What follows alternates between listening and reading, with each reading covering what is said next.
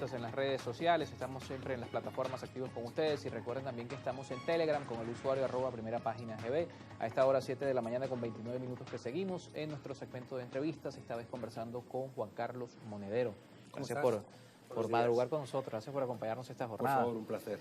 Estamos, bueno, en días importantes para la política nacional e internacional, posterior a lo que ha sido la juramentación del presidente Nicolás Maduro el 10 de enero, y de allí se desprenden varios temas, en lo interno y en lo externo. Juan Carlos Monedero ha tenido la oportunidad de ver los dos mundos, ha sido ha participado activamente en la política nacional y también, bueno, tiene una visión de lo que ocurre más allá de nuestras fronteras con cómo se percibe Venezuela. Lo hablamos hace unos días en un podcast que nuestra elección junto con la de Estados Unidos en 2024 fue como una especie de hito global. El caso de Venezuela y el 10 de enero en particular también fue una fecha, como se espera sea el 20, la toma de posesión de Donald Trump, que atrajo la atención de buena parte del mundo y esto es significativo, ¿no?, para evaluarlo. Claro, por razones diferentes. Estados Unidos obviamente genera un enorme interés porque las decisiones de Estados Unidos terminan por afectar al resto del planeta. Pero eso no ocurre igual con Venezuela. En cambio, hay mucha gente que sabe hasta el tiempo que va a hacer en Caracas, ¿no? Y es porque la política venezolana se ha convertido en política interior en muchos países en vez de política exterior. El histórico anticomunismo de la Guerra Fría, esa construcción de un miedo cerval, un miedo irracional, un miedo que no es consistente con lo real y que por tanto es muy amenazante, se ha trasladado desde un comunismo que ya no existe al caer la Unión Soviética en 1991 a una Venezuela que los medios de comunicación construyen como un ente terrorífico. Entonces, o el problema de la región, como también algunos medios han señalado a nuestro país. Claro, el problema de la región podría ser Ecuador, ¿no?, donde el presidente hace trampas, o podría ser la Colombia de Uribe, donde asesinaban diariamente a personas, o otra vez Ecuador, donde se asesinaban a candidatos presidenciales, pero nunca es el caso, ¿no? O Brasil, donde meten en la cárcel sin pruebas y de una manera ilegítima e ilegal al candidato Lula. Eso no es un problema, ¿no? El problema es Venezuela, porque yo creo que Venezuela, desde el gobierno del presidente Chávez, hizo cosas que rompieron la lógica de la Guerra Fría y, por tanto, ese papel hegemónico de los Estados Unidos en la región.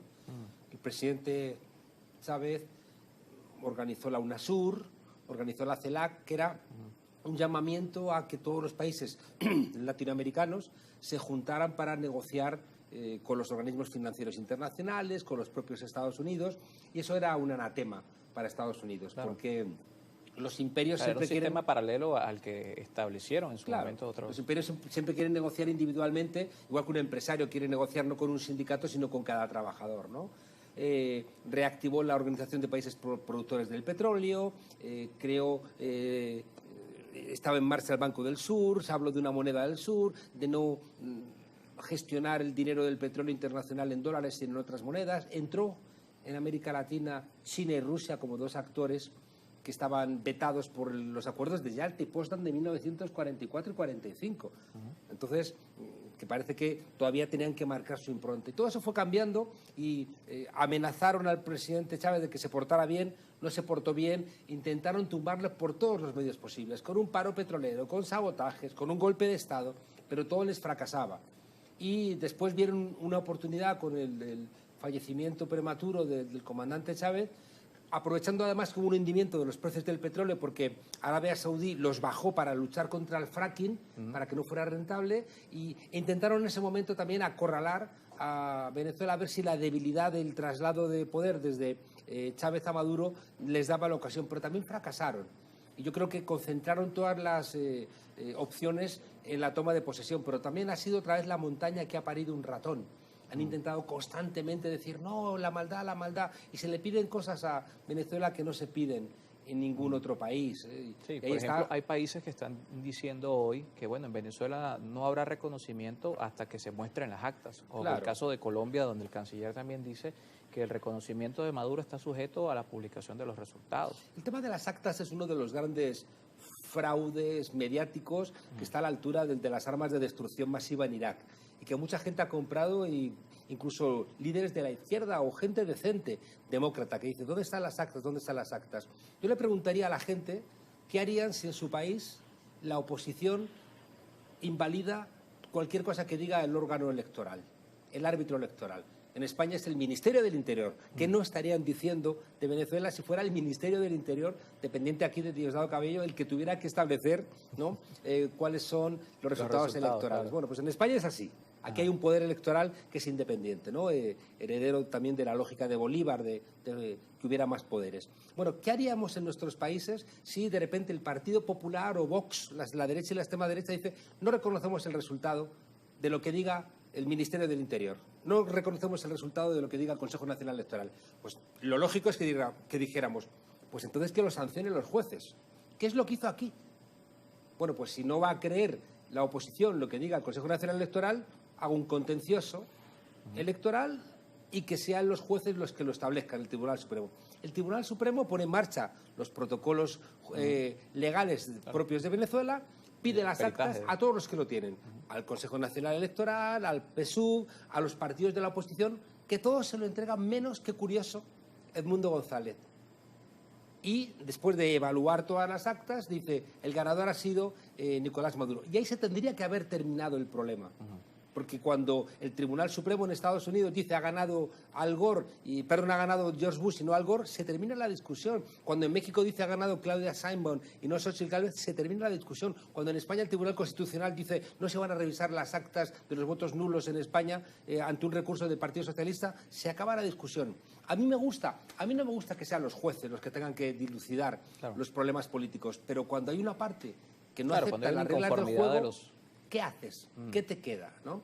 Entonces, en ese sentido, creo que hay que entender que el tema de las actas era una excusa para seguir intentando deslegitimar el proceso. Y una cosa muy importante, ¿no? Hay gente que dice, bueno, ¿y ahora por qué no se publican las actas después desglosadas? Porque sí que se publicó el resultado electoral en la Gaceta, ¿no? Claro, dicen, ¿por qué no se publican las actas? Y hay una explicación que yo creo que es factible, ¿no?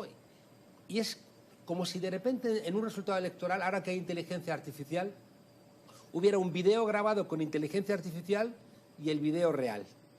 Y entonces empezara una pelea de cuál es el correcto. ¿El grabado con inteligencia artificial o el verdadero?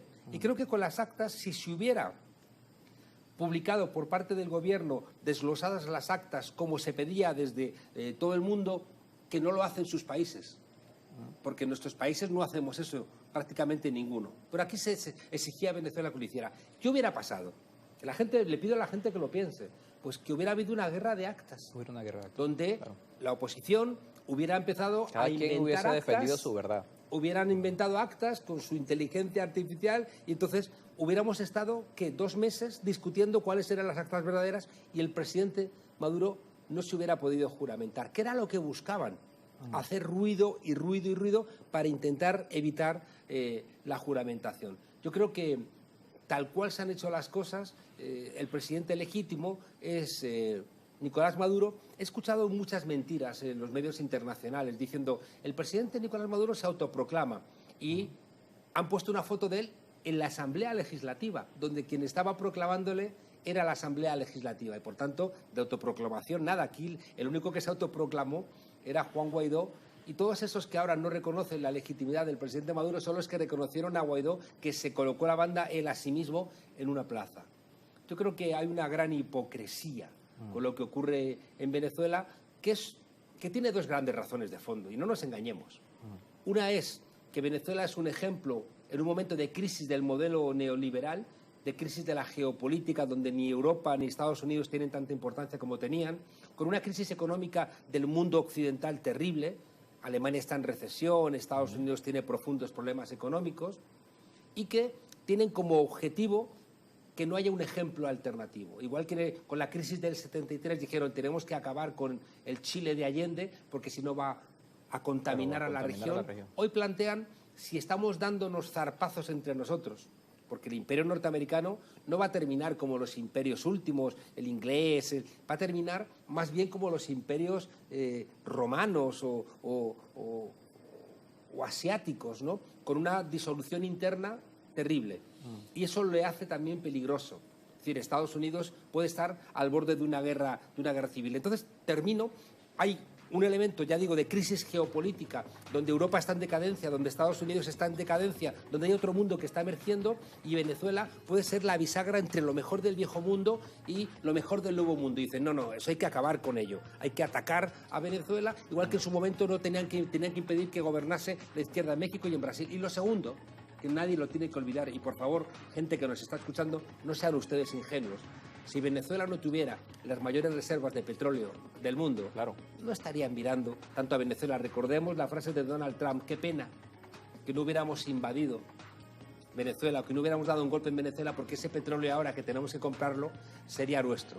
Y que la gente piense que lo que ha hecho Estados Unidos en Irak, en Libia, ha sido robarles el petróleo y balcanizar esos países, que era el objetivo en Venezuela, que tristemente apoyaba María Corina Machado y Edmundo González. Nos toca hacer una pausa. Luego de lo que ha sido la juramentación del presidente Nicolás Maduro, han salido algunos actores políticos, el caso de Iván Duque, de Álvaro Uribe, donde hablan abiertamente de que aquí ya no hay otra opción que no sea una intervención militar, porque ya no hay diálogo, ya no hay formas de negociar y ya no se puede hacer nada que no sea una intervención militar.